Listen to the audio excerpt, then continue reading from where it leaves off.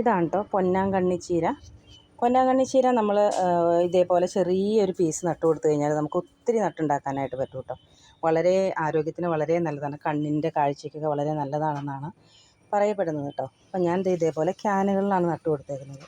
ഈ മഴ സമയത്ത് നമ്മൾ താഴെ നട്ട് കഴിഞ്ഞാലുള്ള പ്രശ്നം എന്താണെന്ന് വെച്ചാൽ നിറച്ചൊക്കെ മണ്ണൊക്കെ അങ്ങോട്ട് തെറിക്കും. എന്ന് വെച്ചാൽ ഇങ്ങനെ പടർന്ന് കിടക്കുന്നില്ല, ഇങ്ങനെ താഴേക്ക് വരുന്നതായതുകൊണ്ട് നിറച്ച് മണ്ണായിരിക്കും. അപ്പം നമ്മൾ മഴ സമയത്ത് എപ്പോഴും ഗ്രോ ബാഗിലോ അല്ലെങ്കിൽ ഇതേപോലെ ചട്ടികളിലോ ക്യാനുകളിലോ ഒക്കെ നട്ടു കൊടുക്കുകയാണെന്നുണ്ടെങ്കിൽ നമുക്കിതിൻ്റെ തുമ്പുകളൊക്കെ ഇങ്ങനെ കട്ട് ചെയ്തെടുക്കുമ്പോൾ മണ്ണുണ്ടാവില്ല. അല്ലാന്നുണ്ടെങ്കിൽ താഴെ നടുമ്പോൾ നിറച്ച് മണ്ണായിരിക്കും. അപ്പോൾ മഴ സമയത്ത് എപ്പോഴും നമ്മൾ മഴയുള്ള സമയത്ത് എപ്പോഴും അല്ലെങ്കിൽ നനയ്ക്കുമ്പോഴൊക്കെ മണ്ണ് തെറിക്കുമല്ലോ. അപ്പോൾ ഞാനതുകൊണ്ട് ക്യാനിലാണ് നട്ടു കൊടുത്തേക്കുന്നത്.